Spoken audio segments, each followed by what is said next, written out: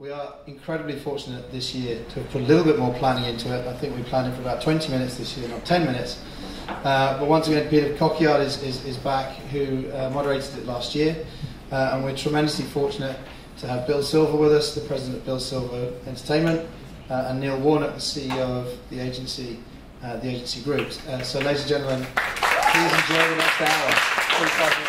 I mean, for me, for the artists in the room, you'll know what I mean when I say it would be as if you woke up in the morning and couldn't play music. It was the same for me. I had to get up in the morning and do what I did. I was called to do it. And the enjoyment I got from it was always seeing the end result, seeing that time when everybody came together at the show and had the experience of enjoying it with the artist and, you know, creating that platform for everybody to get together.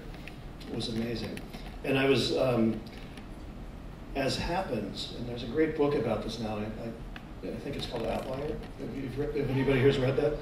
It talks about how being in a certain place at a certain time is as important to anything else in what happens in your life and your career. And I'll tell you that that's been totally the experience of my life, is that being in San Diego in 1979, 1980 was probably more as critical to whatever happened in my life as anything else, because it was just a changing time. I was in the right place at the right time. I had the right set of skills to match with it, apparently, and you know, started a business that began to thrive. When I was 22 years old, I was putting on the Who at Jack Murphy Stadium for 100,000 people in San Diego, you know, and it was daunting, but it seemed natural. You know, it's just like you just get up and that's what you do.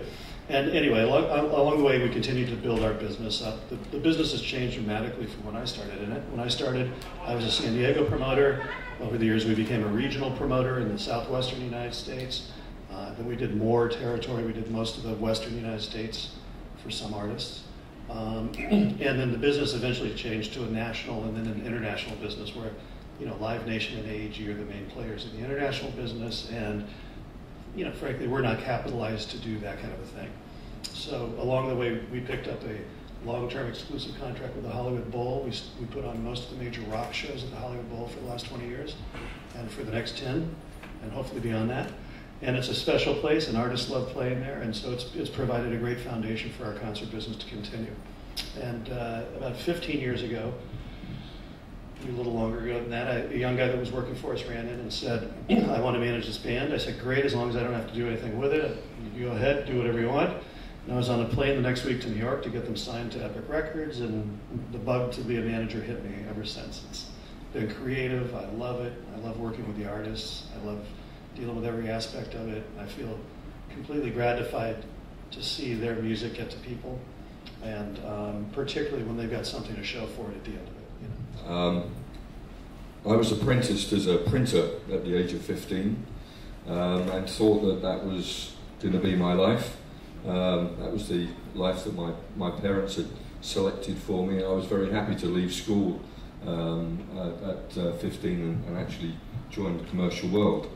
But at the same time, I was starting to listen to music, and a youth club I went to, I saw my first band playing electric instruments, and I got fascinated by the drummer. So I bought a drum kit. Found out I was an absolutely appalling drummer. But working with this band and getting to know this band, and then getting to know another band in another town, I put the two bands together and we had our first dance, and promoted the two bands and actually made some money, which was astonishing. I thought I might be a promoter.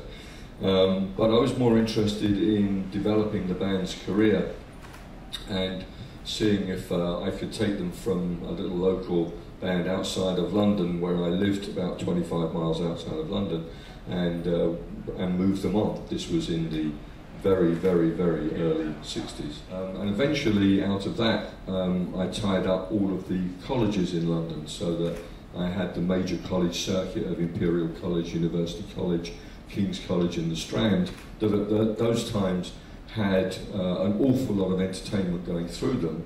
But it meant that all of the major agencies of that time had to talk to me to get their bands into the colleges.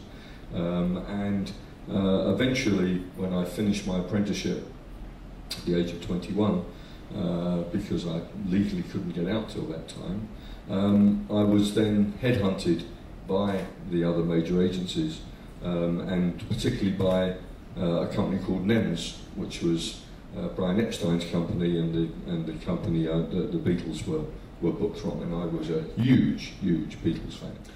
I have to say that by the time we got to 1969, the Beatles had stopped working at that time. I saw them play on the roof of Apple, doing their last show, and I was still booking the end of the era, the Beatles era, and the rest of the Liverpool bands.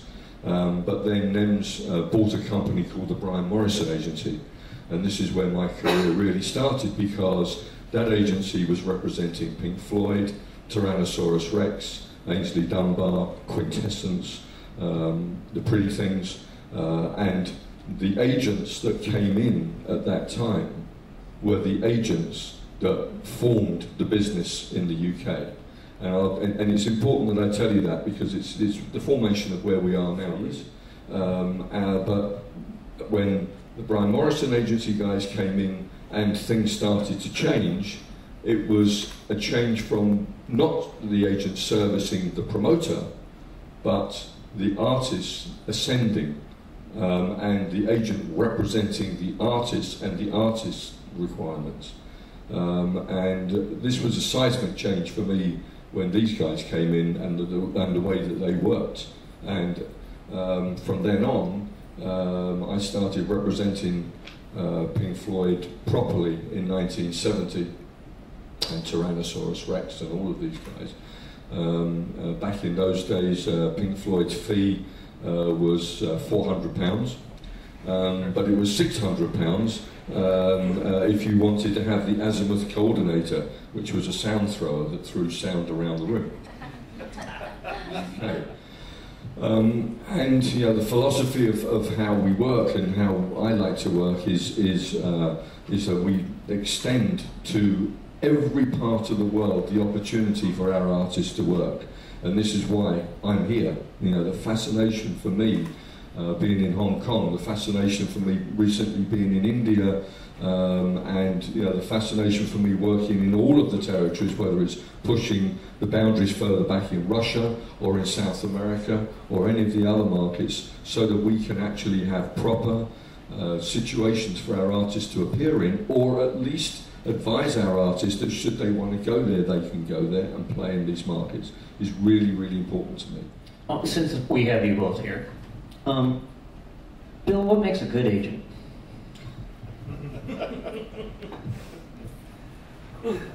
I think a good agent is always passionate about their client. I think that they represent the client well, and they understand their needs. And we work with a lot of agents who sign artists perhaps not knowing really who they are and what they're about, and they'll call and it'll be part of 10 things they want to talk about, and it'll be sort of at the bottom of the list. So I think an important thing is in an agent is the passion factor, and I think that I think it's important for them to know the different territories they're dealing with and who they're talking to, so that they can represent the artist best. So when they're having a conversation with me, they know what their other alternatives in Los Angeles might be, or San Diego, or Hawaii, or wherever else we may be talking about, so that there's a good collaboration and discussion. I also believe in dialogue rather than monologue. Makes for a good agency-promoter relationship, and I think that when one side or the other is dictating the terms of the deal, you're more likely to have the potential for failure along the way. Yeah. Well, just on the representation side, we're slightly different in the way that we service our artists, especially it's reflected in how we do it in America, that we don't have territorial booking. And to explain that, the majority of the big agencies in America, William Morris, CAA, have a responsible agent is the guy who actually signs the act, and then there can be other agents who actually sell the act territorially to wherever they're allocated, the northeast, northwest, and then that can be subdivided down again. We don't do that, and that's where the passion comes in. The agent who signs the act books the act. And so therefore the connection and the commitment of our agents to an artist is extremely passionate.